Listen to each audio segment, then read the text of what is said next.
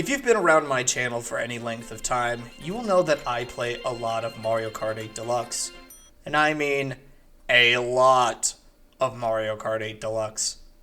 During this time, not only have I raced on every track in the base game with my community, I've raced on every DLC track as they were released.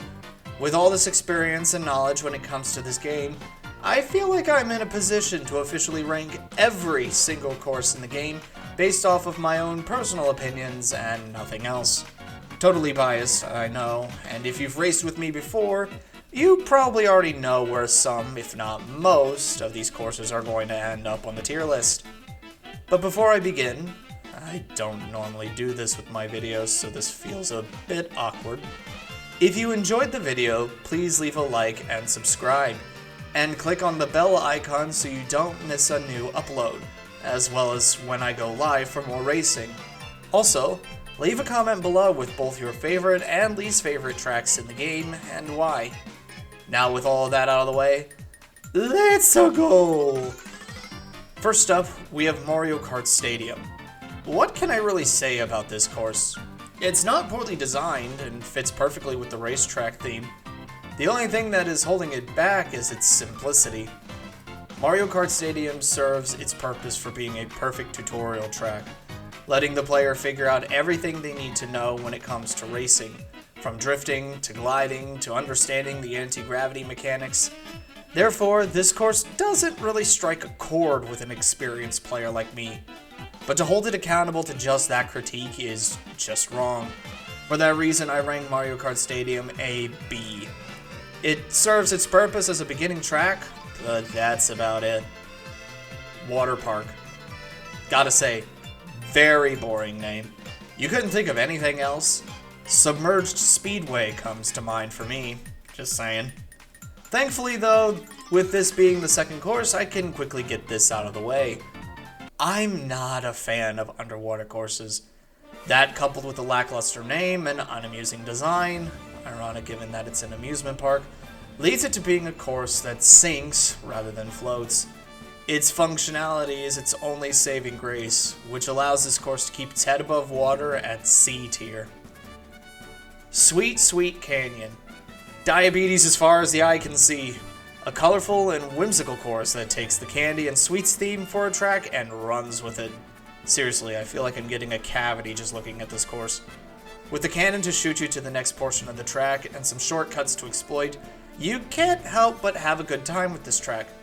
Just make sure to eat something healthy afterwards. This track tends to add a few pounds to you. A tier. Thwomp Ruins.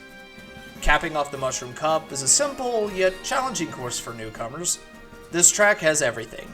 Drift turns, hazards, trick jumps, underwater sections, glide sections, everything. With an ancient ruins theme going for it, it's exactly the kind of final test to see if you're ready for the rest of the game itself. Unfortunately, like Mario Kart Stadium, its beginner status is my only critique against it, and with nothing else to really interest me, it can't really be ranked any higher than B tier. Mario Circuit. Wait, didn't we just do this one? Yep. Turns out we're back on another tutorial course. This one more or less is here to do one thing and one thing only. Advertise the anti-gravity. If this is what Mario Circuit was created to do, then it pulls it off perfectly. The whole track is literally a Mobius strip that loops back onto itself, showcasing exactly how the gravity gimmick works. Unfortunately, that's all it has to show. Take away the gravity shifts, and Mario Circuit is nothing more than a fancy figure 8. And much like the other tutorial courses, once experienced players show up, Mario Circuit gets sidelined for something more challenging or eye-catching, so it just squeaks by in C tier. Toad Harbor. Now, just because I main Toad doesn't mean this course is immediately the best of the best, but that also doesn't mean it's terrible either. In fact, I quite like this course. A simple port town that has racers driving through the streets, jumping on canopies, and dodging streetcars. There's plenty to challenge any racer here. Multiple pathways also invite racers to choose their own route, whether it's the fastest or the safest. Can't really say anything else about this one.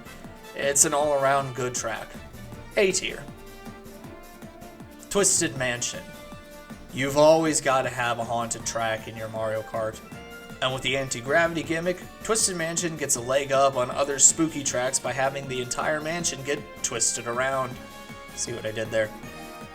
With the floors moving, carts flying, and statues smashing, there's plenty going on with this course, as well as players making use of multiple mushroom shortcuts to close the distance and get back into the race. Solid enough track to put it into B tier. Shy Guy Falls. It was bound to happen when you started playing around with the gravity mechanic.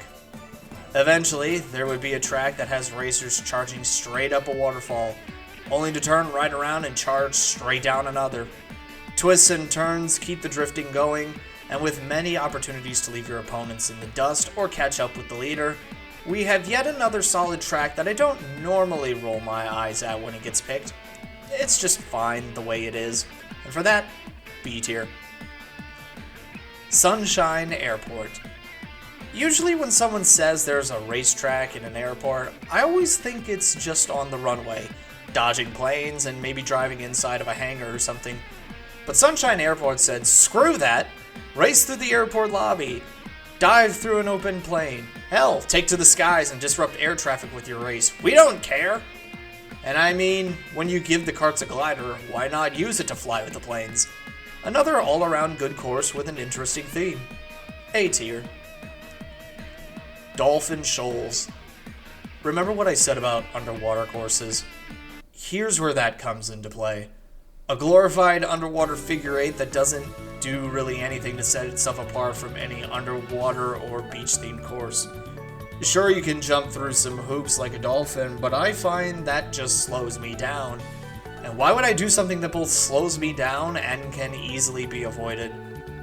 Not even the giant eel can save it from sinking into D tier.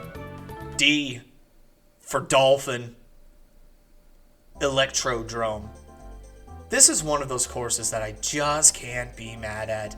Even if I'm getting turned inside out by my community during a racing stream, go subscribe so you can race alongside me every Saturday around noon US Central. Bright flashing lights everywhere, a bopping song to race to, excellent use of anti-gravity throughout. You can't help but have a fun time on this track. One of my personal favorites in the entire game. Easily S tier. Mount Wario. It's all downhill from here. One of the few rally courses in the entire game.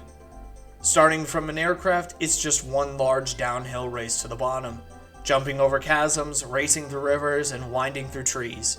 With plenty of jumps, sharp turns, and no laps to speak of, it's literally first one to the bottom wins. I won't say no to more rally tracks in the future, just as long as they're like Mount Wario. Reaching the bottom nets Mount Wario a spot in S tier. Cloud Top Cruise. Now we're getting to the more challenging of the courses. No shock since we're in the Special Cup now. Racing on the clouds and soaring through literal storms, you've got everything you need for a track set in the sky. Can't really say much else for this course, either bad or good. It does its job well and I can't fault it for that. I'll put this cruise in B tier.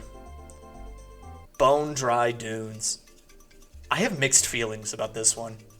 A dusk-based desert track with sharp turns galore, this one definitely tests your overall control of your kart. But for the most part, I seem to only play this track in 200cc. And for that, this course is abysmal. This course requires control over speed. And even then, you're at the mercy of a drift boost you didn't ask for that flings you into walls or off the track. However, I can't base my opinion off of 200cc when I haven't for literally any other track. Once you nail the turns and plot an overall route, this track doesn't really have much else to challenge or entice the player. General mid-course, C tier at best. Bowser's Castle. I love me a good Bowser's Castle, and this one doesn't disappoint. Fire and lava everywhere, steep turns, and a twisting track constantly being punched by a giant Bowser statue. This version fits the vibe for an anti-gravity Bowser's Castle. possibly one of the best iterations of Bowser's Stomping Grounds, which lands it straight into S tier. Rainbow Road. I kind of feel dirty calling this one Vanilla Rainbow Road, but I sort of have to, given just how many other Rainbow Roads there are in this game. But out of all the different versions that are showcased in Deluxe, this one is by far the most challenging, with steep and sharp turns everywhere and shortcuts that demand you throw caution to the wind and take that leap of faith, along with very few walls to keep you safe. This is a true final test for any new Mario Kart racer. If you ace this Rainbow Road, you are ready for any other track in the game. S tier, plain and simple. Moo Moo Meadows. This track lives in infamy, depending on who you ask. Moo Moo Meadows harkens back to an old N64 track of similar design and naming scheme. But where Moo Moo Farm felt slow and confined, Moo Moo Meadows feels more open and fast. However, it is one of those simple tracks that, aside from a few cows and a bit of a mole problem, there isn't really anything else to sell this track. C tier it is. C for cow. Mario Circuit GBA.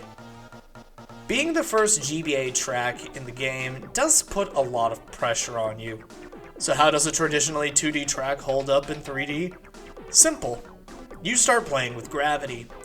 With a section of the track raised at a high angle, Mario Circuit shows that even the 2D tracks can have new life breathed into them. Unfortunately, it isn't a strong breath, and Mario Circuit suffers just like Mario Kart Stadium and Deluxe Mario Circuit, as it fills the role of tutorial course. This track is so unimpressive on its own that just as I'm writing this very sentence, I've just now discovered that there are 2 tracks in this one game named Mario Circuit. So I'll put it right up there with its namesake, in C tier. Cheep Cheep Beach.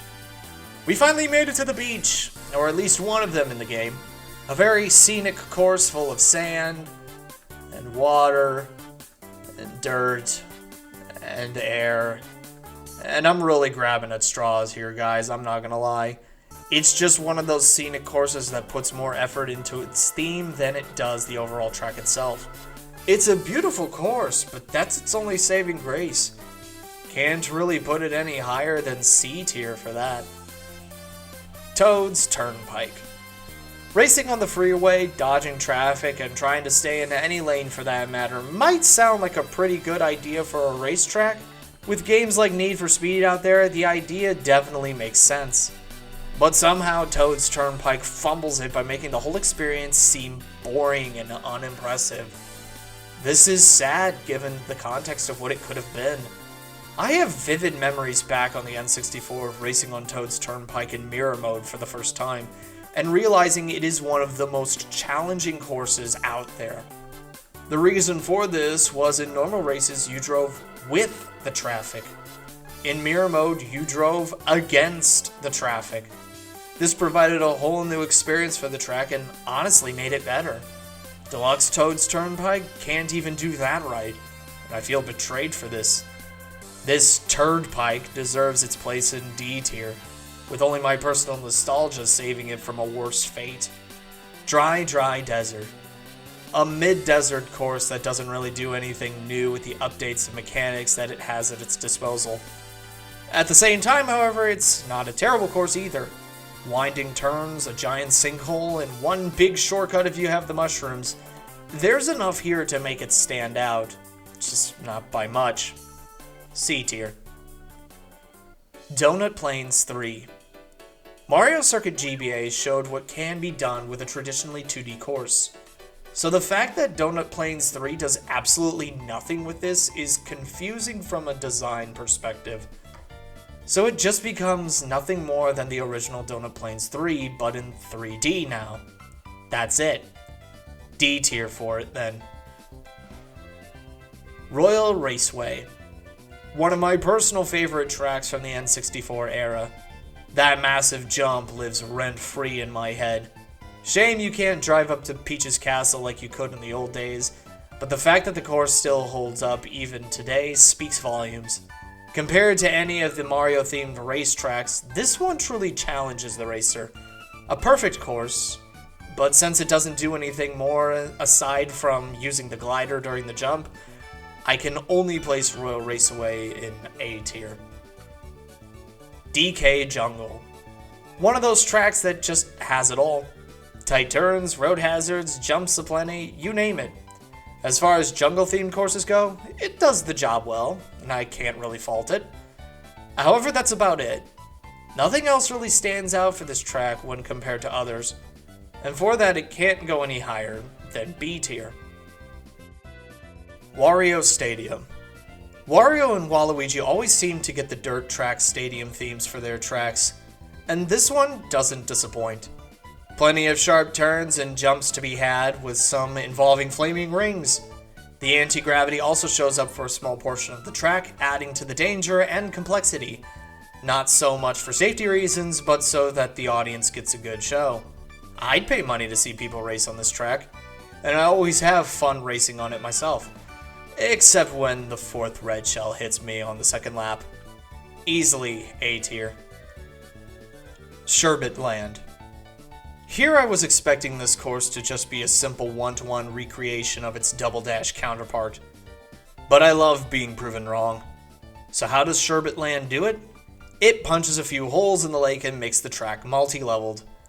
This added complexity does give this track a new lease on life, and one that it most certainly deserves. Because without it, there isn't much else to say. Sherbet Land sits comfortably in B tier for me. Music Park. As a music man myself, I appreciate the theme of this course.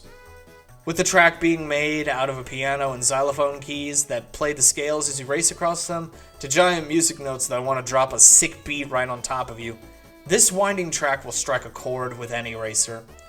However, this track doesn't do anything with the gimmicks that are at its disposal, and that will cost it. So for that, I can't put Music Park any higher than A tier. Yoshi Valley. A true maze of a course that dares you to find the fastest route. This course is so complex that even blue shells lose track of where the guy in first is. And that's saying something. Ow. Oh, that was close. That blue shell went flying. Can it find me? It can't find me. It overshot me. It's still going. It's still going. It can't find me. It's got to do an entire lap to go and find me. It's still there. So second round, he's coming for you guys again. Oh my god. Can you dodge it this time, Raccoon? No, he can't. With so many branching paths and sharp turns to be had, Yoshi Valley is a superb course. The only thing that's truly missing is what it had back on the N64. To enhance the maze theme of the track, this version had everyone blacked out.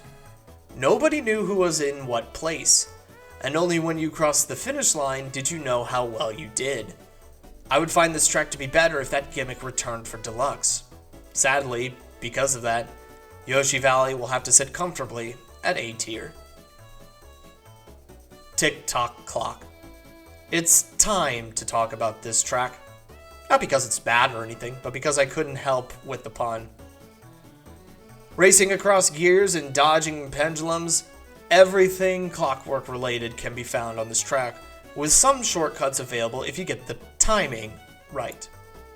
Okay, this time, I'll stop. I can easily put Tick-Tock Clock in B tier. Its theme is great, but nothing else really sets it apart. Piranha Plant Slide. One long pipe dream of a course. This track really makes you feel the speed, thanks in part to the river that runs through a good chunk of the course. Just like a pipe, this course feels rather confined, which is something we don't really see in a Mario Kart track. However, in my opinion, a pipe-themed track could have done something really interesting with the gravity mechanic, and allow racers to have a full 360-degree track, with racers on both the ground and ceiling of the pipe. But instead, all we got is a road and a pipe with some water.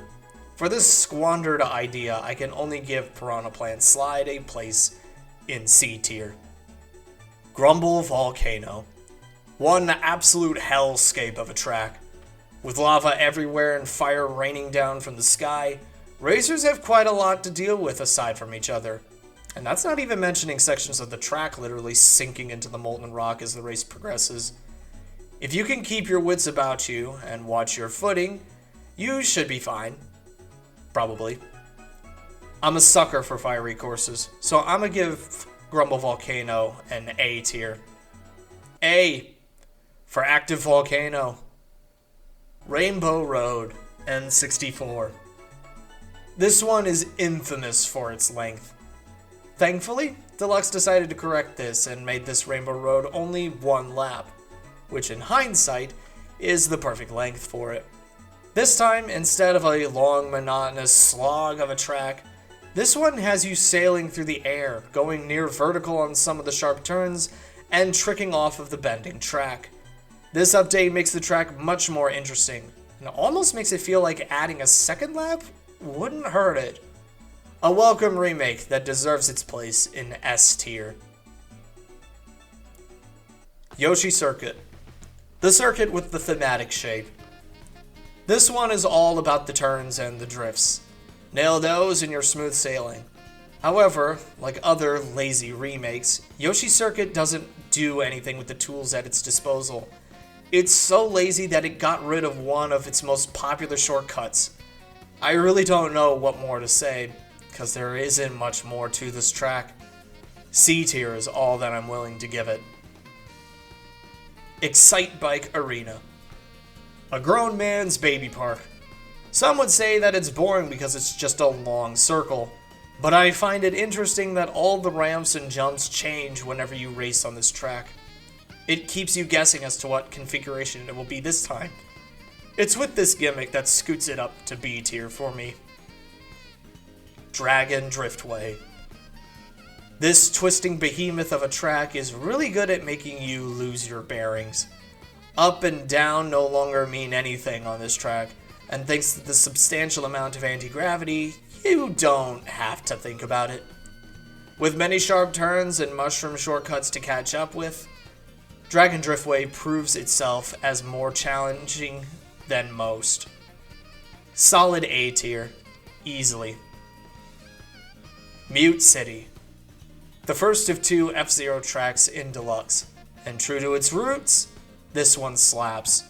You feel like you're going faster than you actually are, mainly due to the vast number of boost pads located all over the track. Twisting and flipping all over, this is quite a roller coaster of a course, all the while using the anti-gravity all the way. Can't get mad with this course at all. S tier without a second thought. Baby Park. Probably one of the most controversial courses in all of Mario Kart. But how can a simple circle be such a problem? The answer is simple. 7 laps of absolute chaos. With such a small track and 12 racers all throwing crap at each other, mayhem is bound to happen, and everyone is a target. It's this level of pandemonium that I love about this track, and it organically achieves it with so little. So against some people's judgment, I'm placing Baby Park squarely in A tier. A for Anarchy. Cheeseland. Otherwise known as Wisconsin, USA, I seriously hope nobody with lactose intolerance gets affected by this track. Cheeseland is an example of what a GBA track should do when given the deluxe treatment. What was a traditionally flat and boring track is now a rising, falling, twisting, and turning track that almost looks unrecognizable from its GBA version. It's a shame that not all SNES and GBA tracks follow this cheesy mold. I put this cheesy goodness in A tier. Wild Woods. A tranquil forest track that starts vertically and twists its way through the tree branches before riding down a river into a small pond full of boost ramps. What more could you want from a woodland racetrack? I guess the designers didn't want anything else, because that's about it for this one. For a simple and effective course, it can rest in B tier. Animal Crossing. Another crossover track with the added gimmick of changing seasons randomly each time you play it. While still just a figure 8 track, its Animal Crossing theme fits extremely well as a Mario Kart track. Just pray you don't get winter and have to deal with a slippery road. A solid enough track on its own, and with the theme that it has, I have no problem putting it into A tier. Wario's Gold Mine. This is one of those tracks that aged like fine wine. The original was already a twisting and turning challenge of a track, and now with anti-gravity, things get even crazier.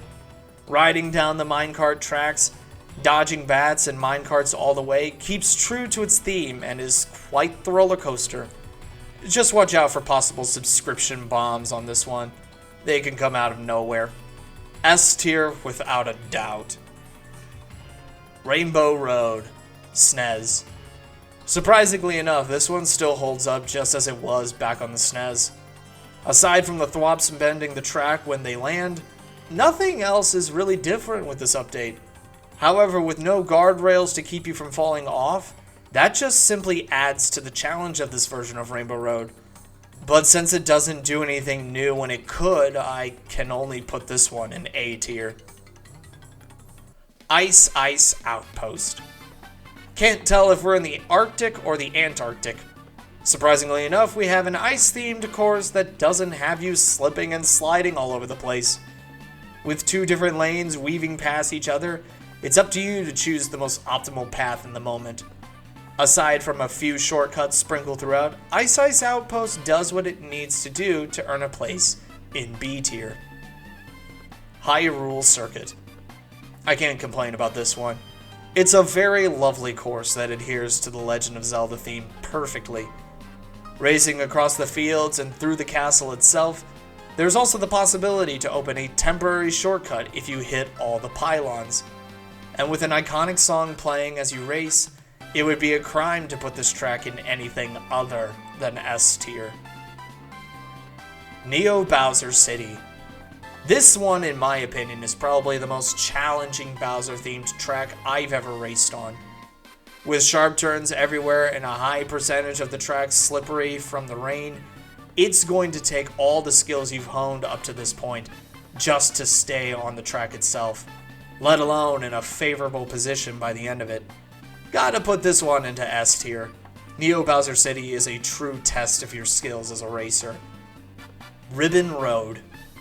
A general overall fun track to race on. With its toy theme and winding track, it's the closest thing to a full-on Hot Wheels track that we have in the game. Plenty of mushroom shortcuts throughout mean that everyone has a chance to close the gap and get back into the race. Ribbon Road goes into A tier for that. It's just a simple fun track. Super Bell Subway. Racing through the subway system just seems like an inevitability. Super Bell Subway puts racers in a pretty confined space for the majority of the track. Not because the track itself is narrow, but because we have 2 different subway trains running on schedule, and they didn't get the memo about the race.